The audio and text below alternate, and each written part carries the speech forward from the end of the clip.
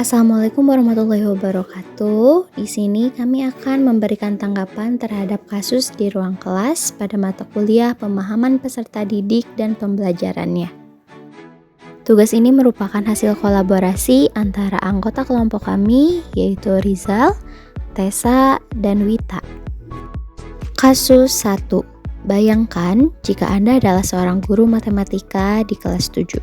Saat ini Anda hendak menyampaikan materi mengenai matematika sosial, yakni mencari nilai rata-rata. Untuk memudahkan peserta didik dalam memahami pembelajaran, Anda mencoba untuk membuat urutan atau langkah-langkah yang perlu diikuti oleh peserta didik agar dapat mencari nilai rata-rata pada sebuah soal. Anda meminta kepada peserta didik untuk mengerjakan soal yang Anda berikan. Hasilnya, peserta didik mampu mengerjakan dengan benar sesuai dengan langkah-langkah yang telah Anda siapkan. Beberapa saat kemudian, Anda meminta kepada peserta didik untuk mengulangi soal yang sama tanpa melihat urutan pengerjaan soal, dan peserta didik mampu mengerjakannya dengan benar. Menurut Anda, apa yang membuat peserta didik mampu mengerjakan soal dengan baik pada percobaan kedua tanpa melihat urutan atau langkah-langkah pengerjaan soal? Berdasarkan kasus tersebut, karena adanya proses latihan dan pengulangan melalui pemberian stimulus berupa urutan atau langkah-langkah yang perlu diikuti oleh peserta didik, sehingga membentuk suatu respon ketika peserta didik mampu mengerjakan dengan benar sesuai dengan langkah-langkah yang telah disiapkan. Oleh karena itu, adanya latihan dan pengulangan tersebut menjadi suatu penguatan untuk mengoptimalkan kemampuan peserta didik dalam kegiatan pembelajaran tersebut. Sebagai seorang calon guru, dalam kegiatan belajar yang seperti apa metode di atas dapat diterapkan? Elaborasi jawaban Anda dengan menyertakan teori yang berkaitan. Sebagai suatu contoh, metode di atas dapat diterapkan dalam kegiatan belajar menulis permulaan bagi peserta didik di kelas awal.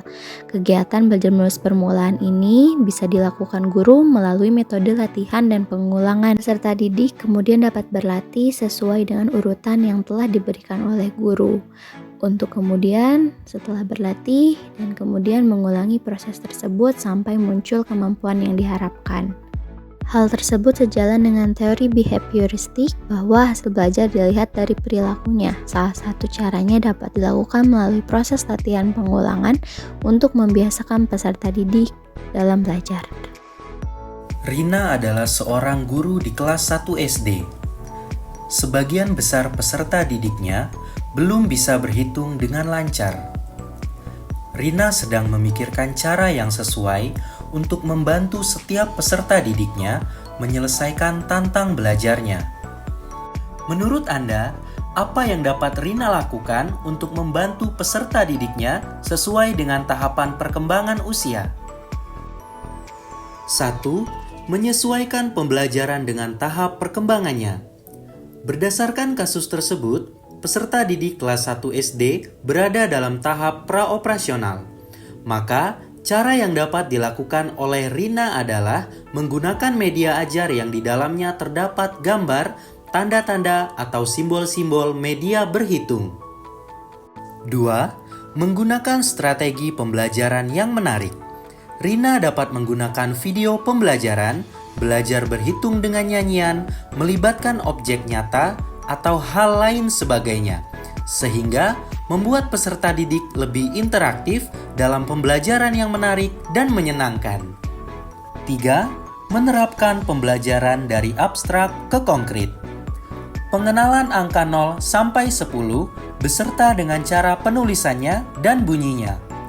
Memperkenalkan setiap angka sesuai benda yang ada di sekitarnya. Seperti angka 3 berarti harus ada 3 item atau benda yang tersedia.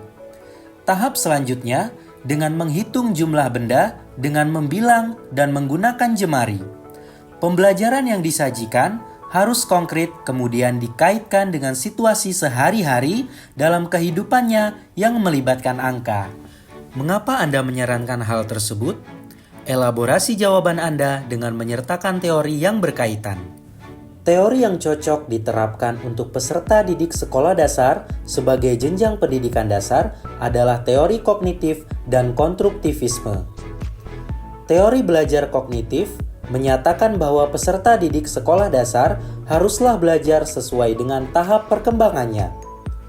Peserta didik sekolah dasar usia 6 hingga 12 tahun berada pada tahap berpikir operasional konkret. Hal tersebut kemudian dikaitkan dengan membangun pemahaman serta pengetahuan mereka sendiri melalui berbagai pengalaman yang telah dimilikinya. Melibatkan kasus dalam kehidupan sehari-hari dan benda yang ada di sekitarnya. Dalam pembelajaran matematika di SD, sebaiknya dibuat sekonkret mungkin agar dapat ditangkap oleh panca indera. Oleh karena itu, jika peserta didik pada tahap praoperasional belajar berpikir dan dibantu dengan menggunakan simbol-simbol, ini sesuai dengan istilah operasi yang digunakan oleh Piaget berupa tindakan-tindakan kognitif, seperti mengkelompokkan objek, menata letak benda menurut urutan tertentu, dan membilang. Kasus 3. Made adalah seorang guru yang mengajar di salah satu sekolah negeri wilayah Bali. Ia mengampu mata pelajaran bahasa Indonesia dan hendak mengajarkan materi teks deskripsi pada peserta didiknya. Pada buku cetak yang menjadi panduannya saat mengajar, terdapat beberapa contoh teks deskripsi menceritakan tentang bangunan-bangunan pencakar langit yang ada di ibu kota. Dengan memperhatikan latar belakang setiap peserta didiknya, Made pun mencoba untuk memberikan contoh berbeda. Ia memberikan contoh teks deskripsi tentang pantai dan makanan khas di Bali. Menurut Anda, apakah pertimbangan dan keputusan Made sudah sesuai? Mengapa demikian? Ya, pertimbangan dan keputusan Made sudah sesuai karena menggunakan contoh teks deskripsi tentang pantai dan makanan khas di Bali, dibandingkan dengan menggunakan contoh pada buku cetak. Artinya, Made telah mengenal dan memahami perbedaan latar belakang daerahnya, seperti etnis, sosial, dan budaya di sekitar. Dengan demikian, pemberian contoh di lingkungan sekitar dapat memperluas wawasan peserta didik dan meningkatkan daya tarik dalam proses pembelajaran sehingga lebih menyenangkan bagi peserta didik. Prinsip apa yang Made gunakan dalam kasus tersebut? Elaborasi jawaban Anda dengan menyertakan teori yang berkaitan. Dalam kasus tersebut, Made menerapkan prinsip pembelajaran yang relevan, yaitu pembelajaran yang dirancang sesuai konteks, lingkungan, dan budaya peserta didik, atau sering kita kenal dengan pembelajaran contextual teaching and learning.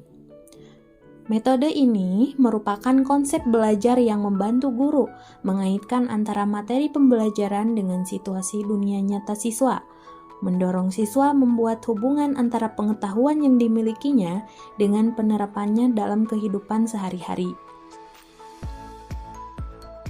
Hal ini tentu saja selaras dengan pendapat para ahli yang menyatakan bahwa siswa mengkonstruksi sendiri pengetahuan dan keterampilan mereka ketika mereka belajar.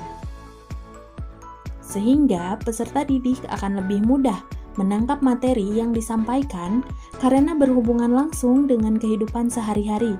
Selain itu, melalui pembelajaran yang relevan atau kontekstual, menjadikan pembelajaran tersampaikan dengan baik, lebih bermakna dan menyenangkan.